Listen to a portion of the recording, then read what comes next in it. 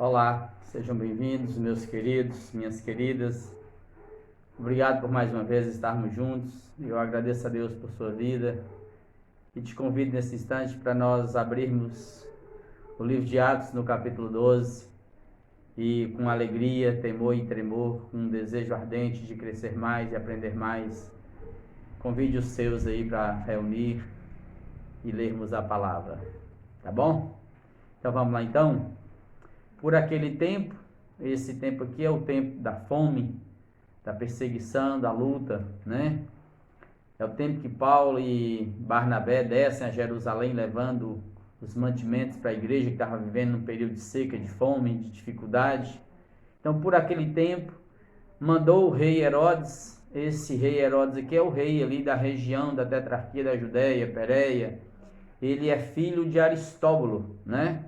Sobrinho daquele Herodes Antipas, que concordou com a morte de João Batista. E, nesse caso, ele aqui, esse Herodes Agripa aqui, ele é neto de Herodes o Grande. Então, são vários Herodes na família, mas esse é assim. O que ele fez? Mandou maltratar alguns, mandou prender alguns da igreja e maltratar. Verso 2, fazendo passar a fio de espada a Tiago, irmão de João. Tiago, irmão de João, eram apóstolos e primos de Jesus. Então observe o que eu quero te chamar a atenção, fique atento. Esse Tiago aqui é apóstolo, irmão, era primo de Jesus. Ele foi passado a fio da espada, amado. É martirizado, isso mesmo. Os tempos aqui não eram românticos, eram tempos difíceis isso aqui, tá bom? Vendo ser isto agradável aos judeus, prosseguiu prendendo também a Pedro. E eram os dias dos pães asmos. Por que persegue Pedro? Porque Pedro nesse momento se destacava. E vão prender a liderança. Então a perseguição está em cima dos apóstolos. Festa dos pães asmos. Ou seja, começava nos dias da Páscoa e durava 8 dias, pães sem fermento. Tendo feito prender, lançou-o no cárcere, na Fortaleza Antônia, uma das torres da Fortaleza Antônia, a noroeste do templo, né?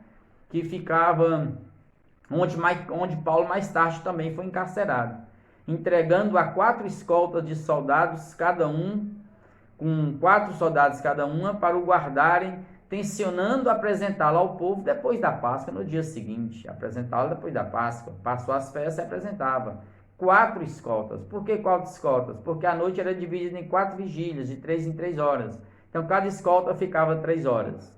Pedro, pois, estava guardado no cárcere, preso. Mas observe aqui, amados, verso 5.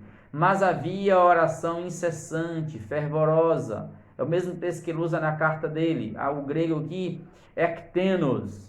Oração incessante, fervorosa a Deus por parte da igreja a favor dele. Tinha uma igreja em oração, tinha um povo em oração.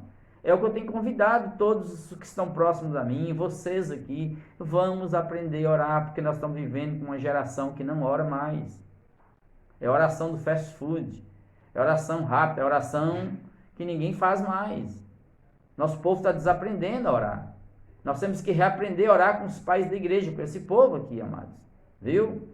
Verso 6. Quando Herodes estava para apresentá-lo, naquela mesma noite, Pedro dormia entre 2 soldados, um de um lado do outro, acorrentado com 2 cadeias, preso nos pés, nas mãos, e sentinelas guardando a porta do cárcere.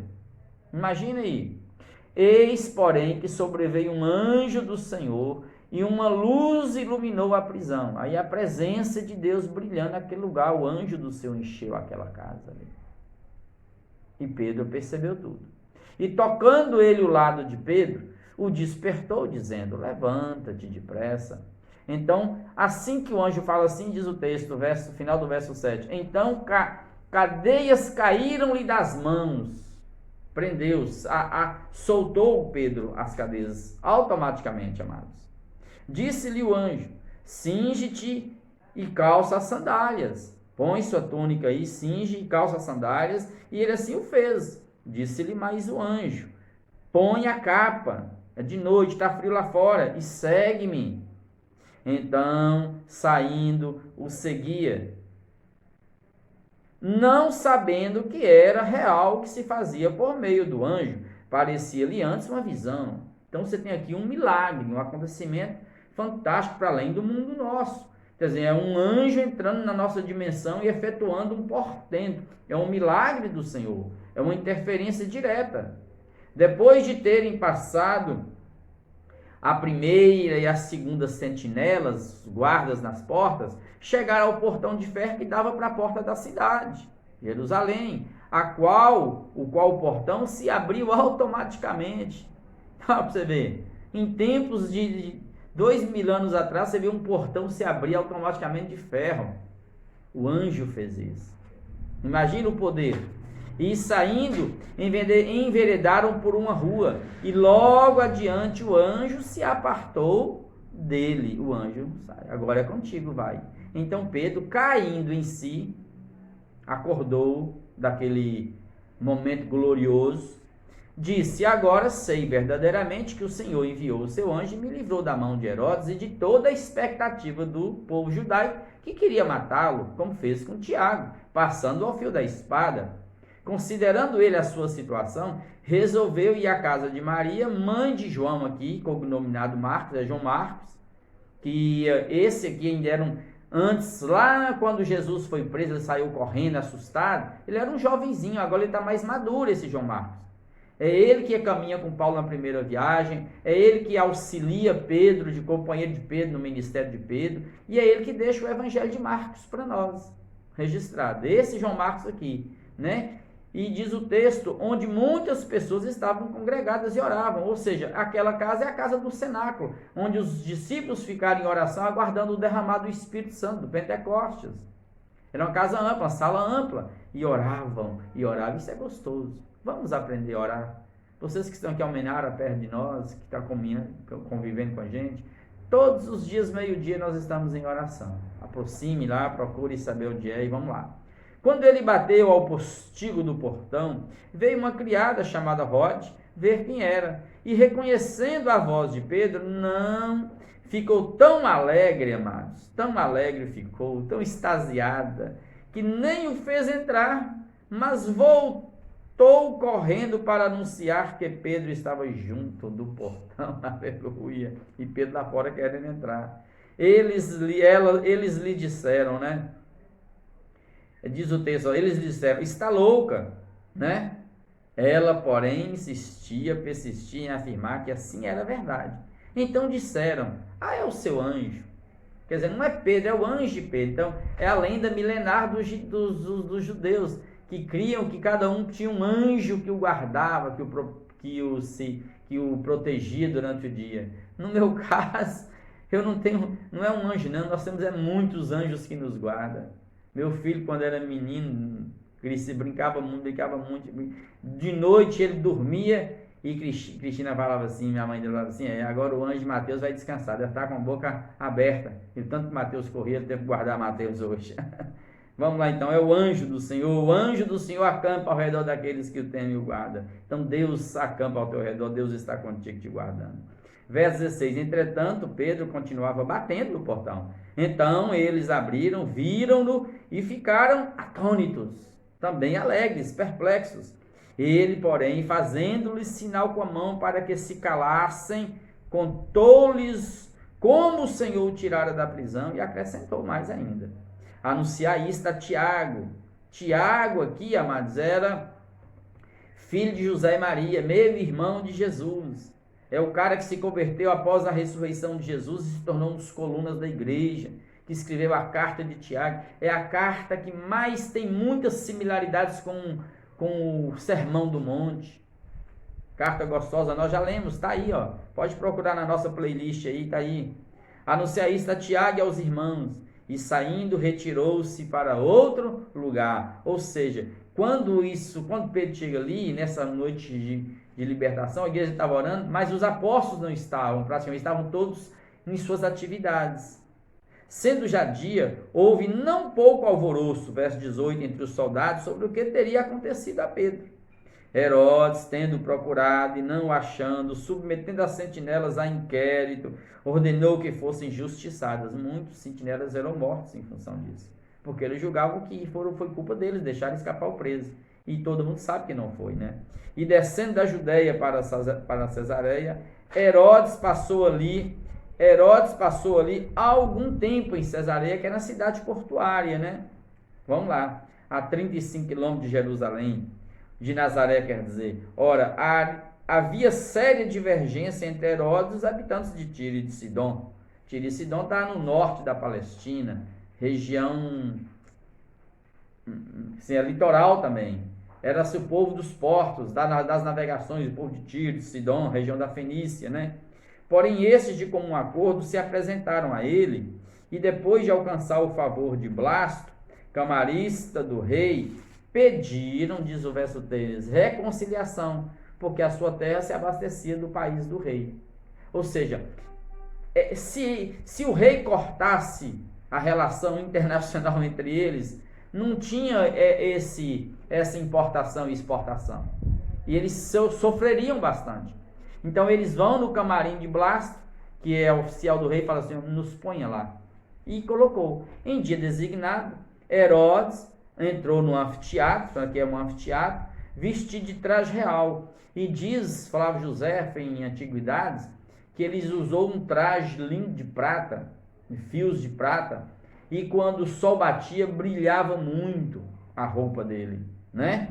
Então, esse rei Herodes entrou ali e falou ao povo, verso 22, e o povo então, vendo aquele brilho, diz assim, é voz de um Deus e não de homem, porque era assim que eles consideravam os deuses, né? os imperadores, os reis daquele tempo, como deuses para eles.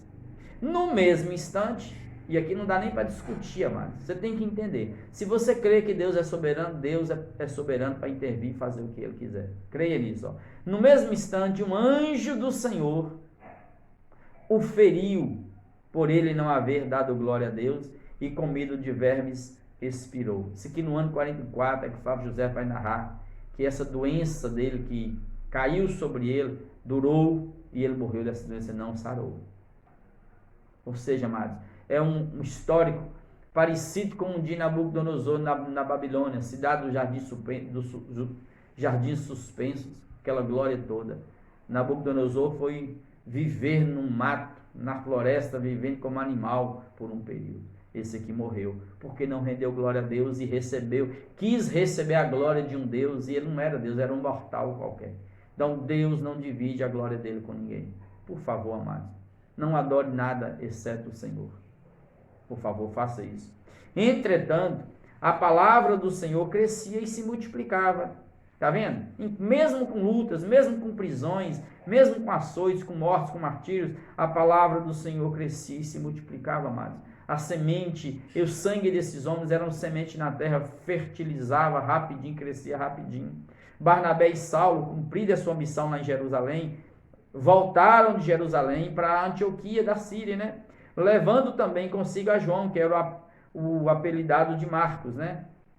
Vê capítulo 3, verso 1. Havia lá na igreja de Antioquia, amados, né, que é a base missionária das viagens de Paulo, profetas e mestres. Então, nós já falamos sobre profetas e mestres. Lá quem eram? Cita aqui Barnabé, Simeão, por sobrenome Níger, Lúcio de Cirene, Manaém, Colasso de Herodes, o tetrarca, e Saulo, que agora vai ser chamado de Paulo na frente. E servindo ao Senhor, orando, jejuando, lendo, aprendendo, servindo aqui, pregando ali, evangelizando ali. Essa cidade cresceu, amados. Essa Antioquia aqui, ó. Tá bom? E orando e servindo eles ao Senhor e jejuando. Aprenda a jejuar quem pode, não para receber nada em troca, mas para buscar, para se esvaziar, para crescer diante de Deus.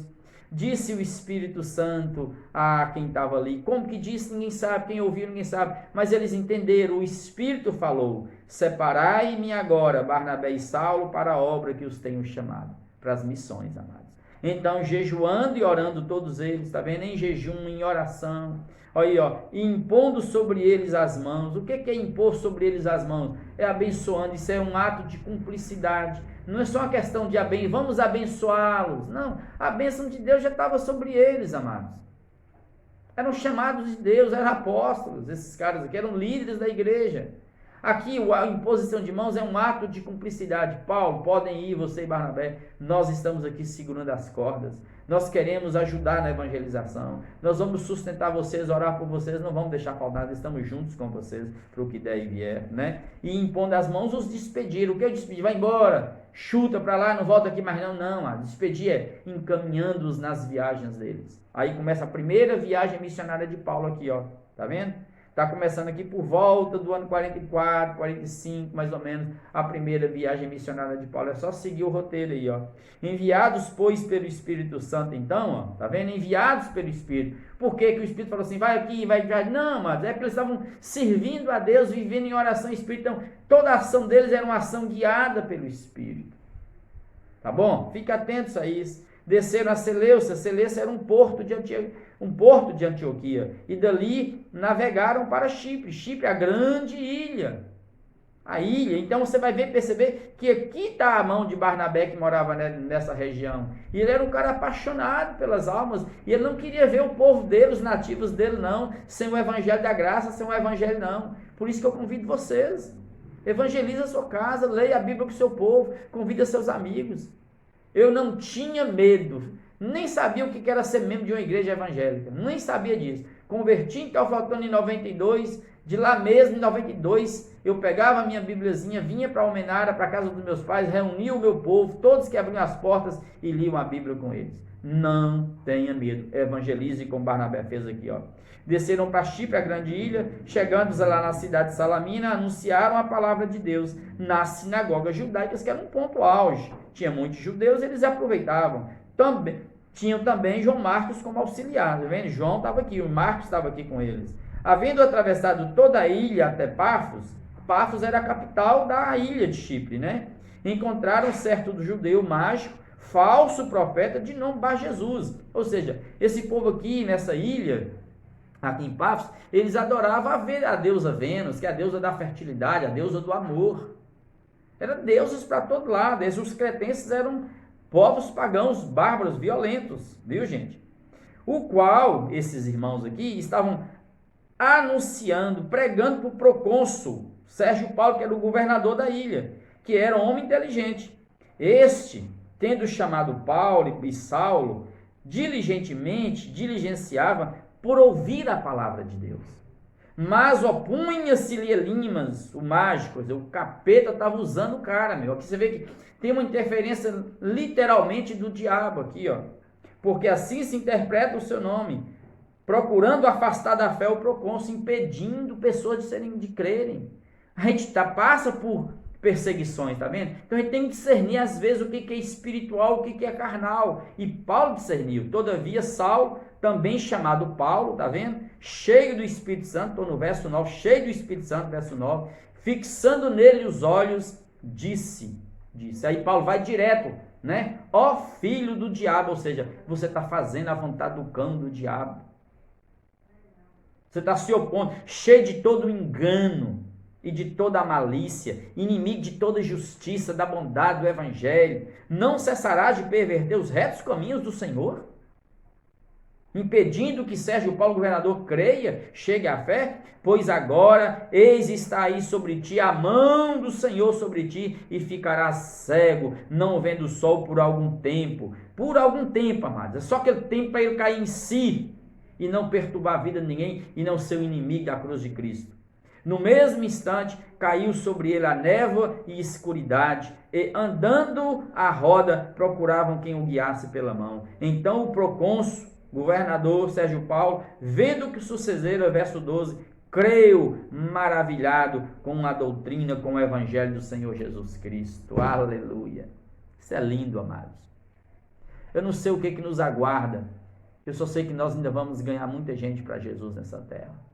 Nós vamos ficar acuados, esperando o inferno chegar perto de nós, não. Nós vamos invadir o inferno nesses dias, enchendo a terra do conhecimento de Deus e pregando aqui e ali em todos os cantos.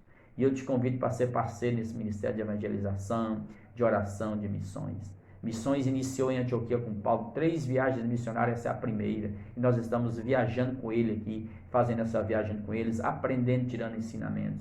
E por favor, resista. E peça a Deus discernimento com Paulo, para olhar para um homem e falar assim, ó, quem está ali é o cão, falando através dele, impedindo. Então vamos orar e pedir a Deus para guardar nossas casas, fortalecer nosso coração, abrir os olhos do nosso entendimento, dilatar nosso coração em amor, e vamos caminhar juntos na fé, na oração e na palavra. Feche os seus olhos, coloque sua causa diante de Deus nesse instante e vamos orar. Pai Celeste, obrigado por estarmos juntos. Obrigado pelos teus filhos que estão conosco agora, lendo e ouvindo a tua palavra.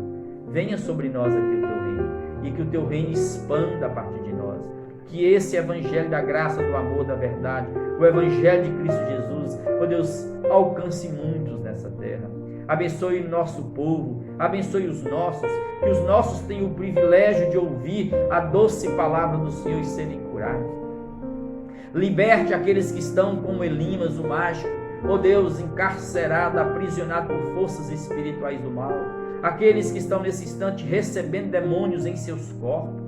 Aqueles que estão sendo instrumentos de Satanás nessa terra. Ó Deus, liberta-os do tacão de Satanás, dos grilhões do inferno. Liberte os nossos que estão acorrentados. Abra os olhos dos que estão cegos. Levanta o que está abatido. Põe a tua mão sobre o que está enfermo nesse instante e cure, Senhor.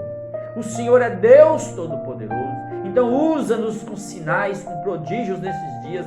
Dê-nos discernimentos, sonhos do Senhor, visões do Senhor. E que o anjo do Senhor acampe agora ao redor de cada um de nós, dos nossos filhos, nossas casas, livrando-nos de todo mal e dando-nos dias de alegria, dias de vitória na tua presença. Mesmo em meio às perseguições e às lutas, não nos deixe desanimarmos. Sim, Pai, antes ajuda-nos a perseverarmos contigo até o fim. É assim que nós, na autoridade do teu Espírito que em nós habita, abençoamos o teu povo e repreendemos toda obra maligna contra as nossas casas, toda enfermidade que sai agora, em nome de Jesus.